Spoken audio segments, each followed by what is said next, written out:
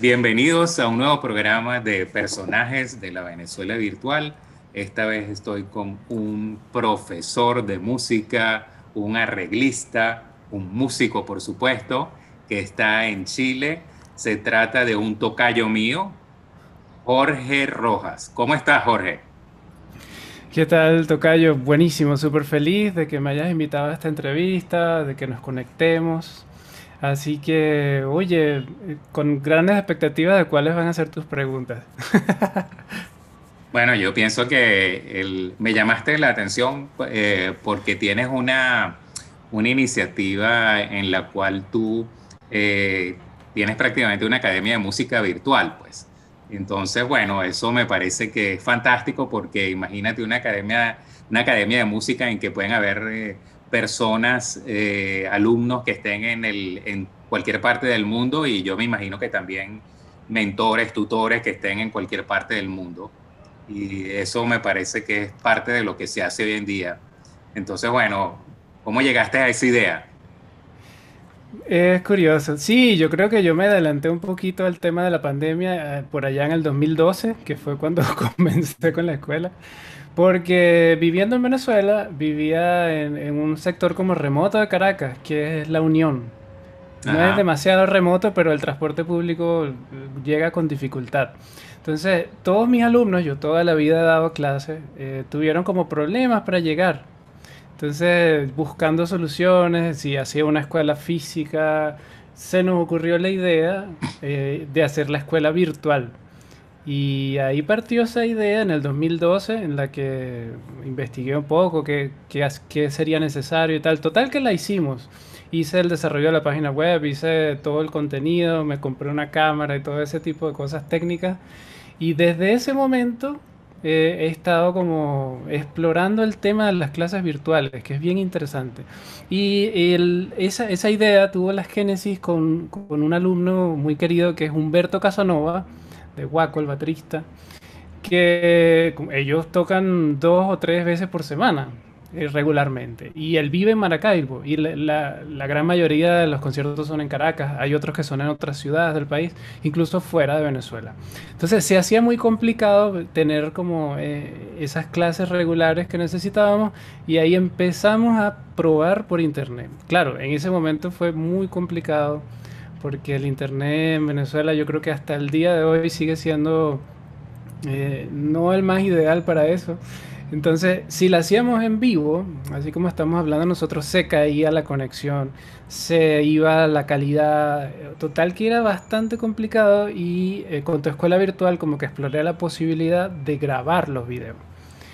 Entonces, por ahí fue más o menos por donde empezó todo, como tener las clases en buena calidad, grabadas y con la interacción de la clase regular semanal. Pero claro, teniendo como la clase grabada en HD, con audio bien grabado, enriquecido con las partituras en la pantalla, como con todas las cosas positivas que tiene el mundo virtual.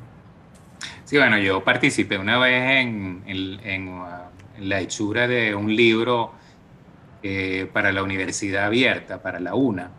Y entonces, bueno, me enfrenté a eso de que una cosa es cuando la persona tiene, digamos, las clases estas maestrales de salón y otra cosa es cuando la persona tiene que aprender con el material, o sea, cómo plantear el tema de tal forma que en un momento inicial la persona sepa para qué está sentado ahí una hora, pues, y que sepa cuáles son los objetivos que debe alcanzar después que culmine esa lección, digamos, ese capítulo.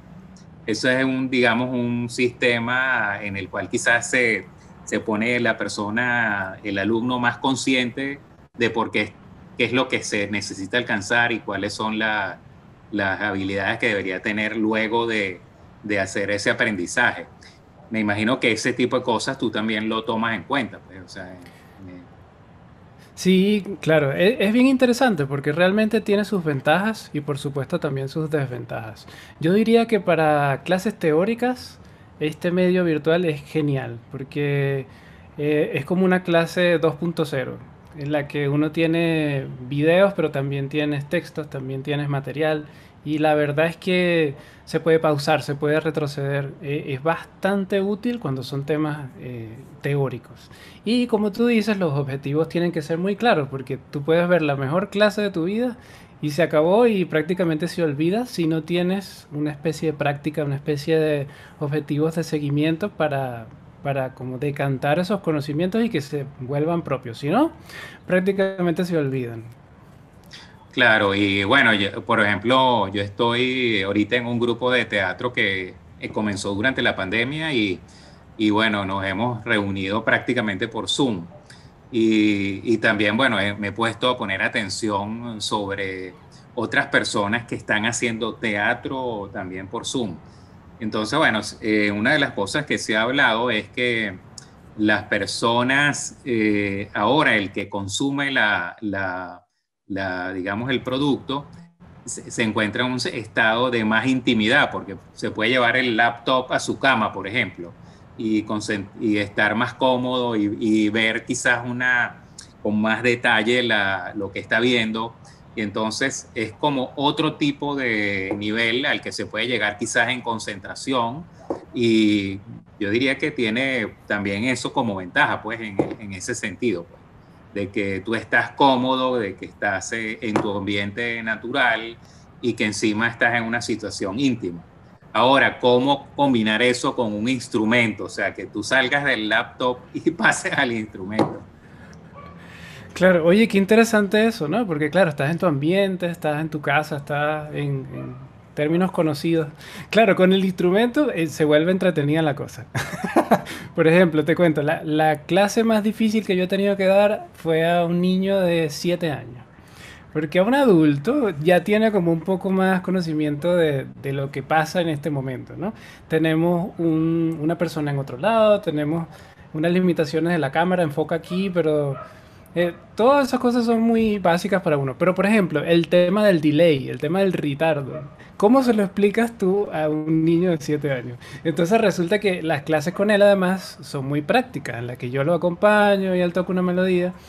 Y eso sí fue difícil, porque no hay manera de decirle, no, no es que nos desincronizamos, sino que tenemos un delay. Entonces, lo que yo resolví, que me funcionó muy bien, es tocar anticipado.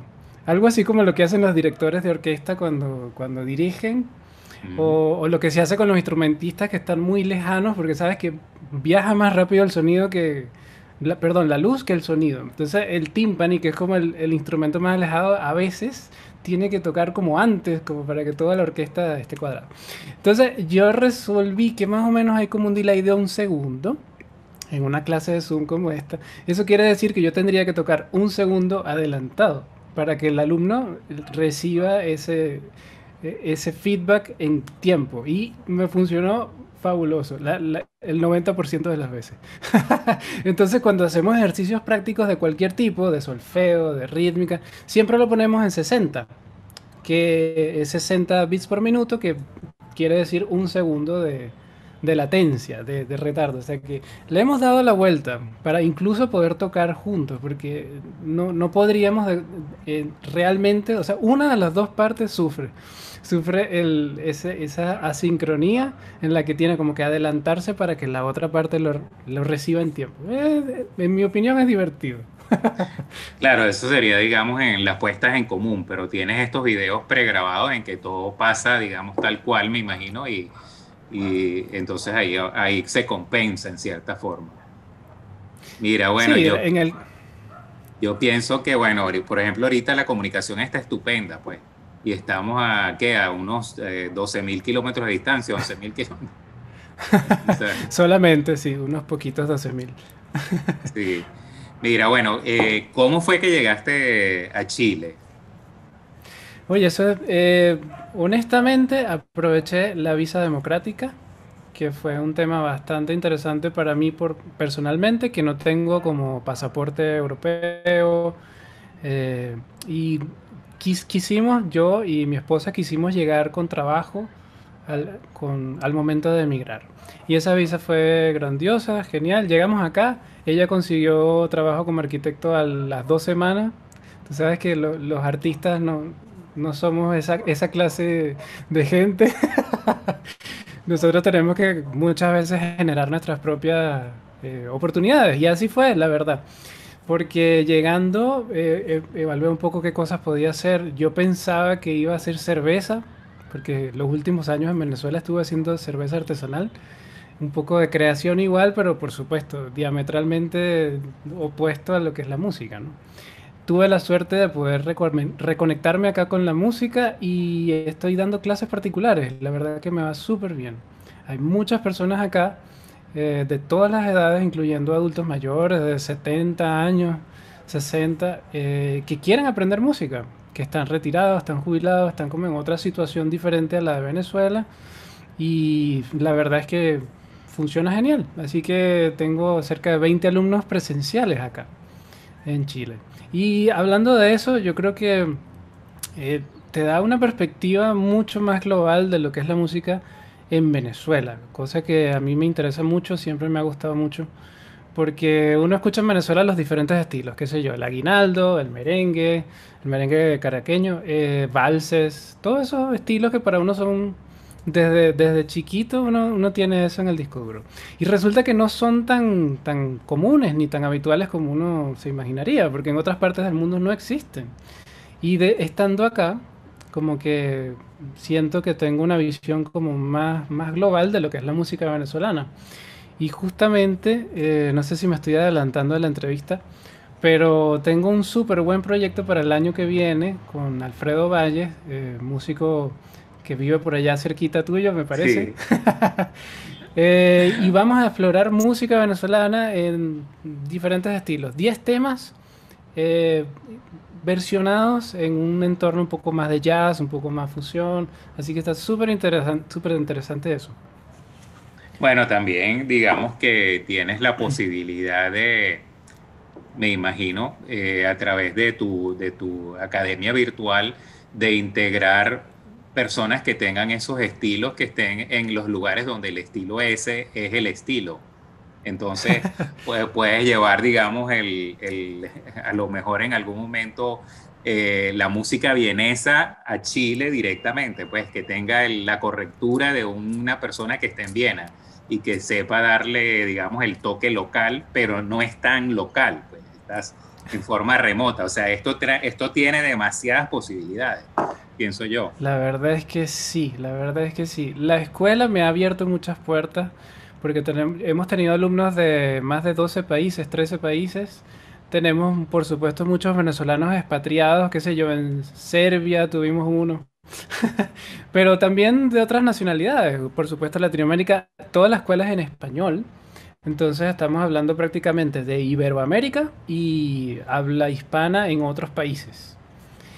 Entonces, uy, genial, mucho contacto con los españoles, argentinos, chilenos, por supuesto, mexicanos, de Centroamérica, que no, para mí no era como muy conocido. Hemos tenido a Nicaragua, Santo Domingo, República Dominicana, y siempre es como muy enriquecedor esos pequeños contactos que se dan también en vivo con estos alumnos.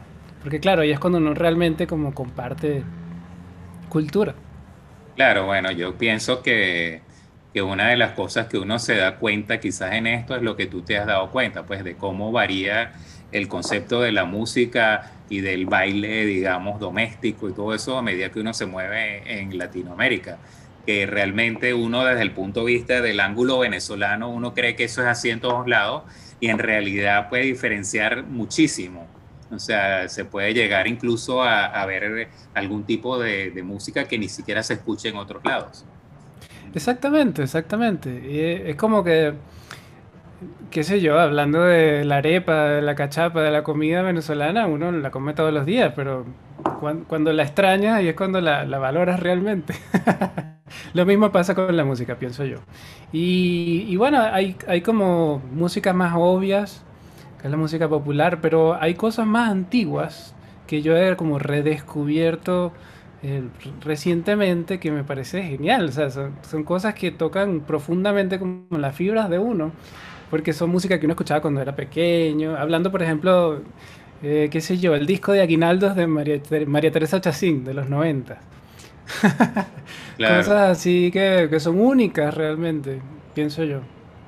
Mira, bueno, y cómo yo pienso que esto también de la pandemia, pues en cierta forma ayuda un poco a esto que tú dices que no tienes, por ejemplo, tú no tienes un pasaporte europeo, ¿no?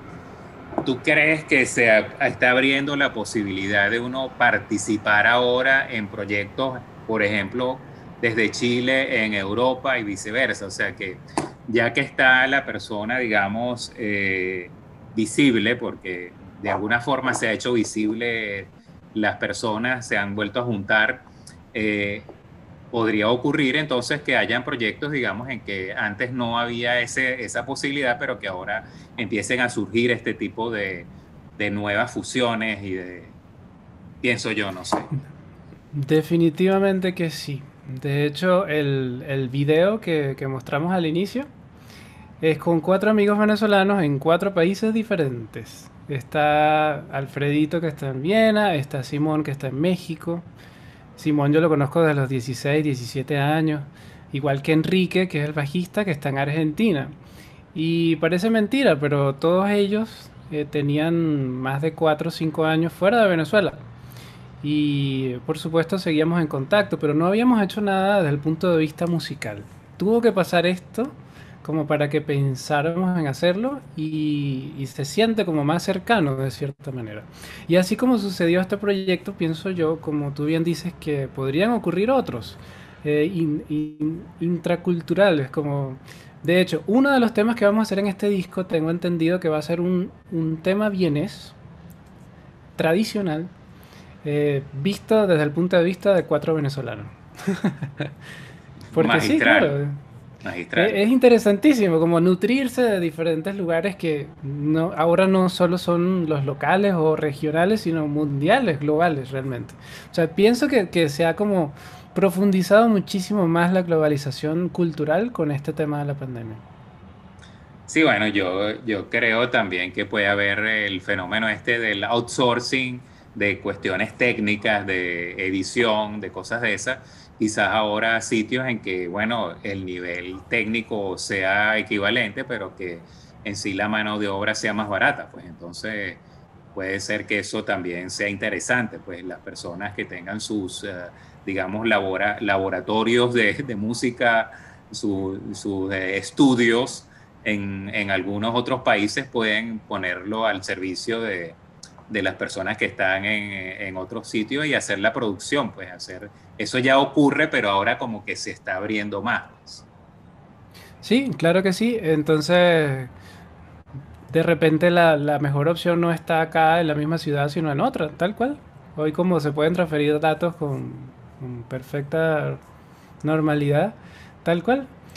También tengo otro amigo acá en Chile que es Carlos Donoso Jr., que es un productor cinematográfico excepcional. Vamos a trabajar con él para hacer videos. Y así yo pienso que uno como se va conectando con personas que ni siquiera se imaginaba, puede ser. El ingeniero de sonido va a ser bienes. Y así, estamos como armando un equipo bastante mixto.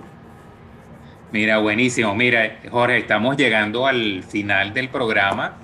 Yo siempre le pido a las personas que dejen una frase, que digan algún tipo de mensaje que quede así como, ese es el mensaje que me quedo pensando después del programa por un tiempo. O sea, que sea algo que impacte a la persona y que le sirva de algo. Entonces, bueno, te pido que hagas el ejercicio de dar un mensaje que sea de ese tipo. Y qué compromiso. Voy a hacer lo mejor que pueda. Va a ver, hablando contigo, Jorge, de que eres creador igual que yo, creo que lo mejor que podría hacer es como tratar de inspirar a tus oyentes a que creen también, a que no tengan miedo de hacer lo que sea que se les ocurra y de repente hacérselo fácil, es lo mejor que uno puede hacer. No hay que hacer un disco de 15 temas o no hay que hacer una... Aquí estoy entrando en un terreno desconocido, pero una pintura al óleo de 5 por 12, de repente algo pequeñito, pero sacarse ese pedazo de la creatividad de uno creo que es lo máximo que uno puede hacer. Así que les diría eso, traten de crear, por más pequeño que sea, y sacarlo. Sí, bueno, el que crea en cierta forma está haciendo un poquito la extensión de Dios, la extensión de la fuente de la creación, ¿no? Entonces, bueno, eso da una satisfacción bastante buena. Mira, Jorge, bueno, un placer realmente. Estuve en Chile este año. Si hubiera sabido que existías, a lo mejor nos encontramos. La próxima vez, a lo mejor si regreso a Chile, pues nos veremos. Si no, estoy a la orden acá en Viena. Sabes que esta es una ciudad que vale la pena que vengan todos los músicos. Y lo mejor para ti en todos tus emprendimientos, en lo que estás haciendo, me parece muy bien cómo vas y para que termines este año con broche de oro y el que viene, bueno, sea estupendo. Y mucha Muchísimas salud, gracias. mucha salud. Muchísimas gracias. Igual, súper encantado por la entrevista, estuvo genial. Te deseo todo lo mejor por allá, en arte, en emprendimiento. Salud, por supuesto, que bueno, muy importante. Y te esperamos en Chile, seguro que sí. Ojalá nos conozcamos pronto. Me Un abrazo encantó. grande. Un abrazo, gracias a ti.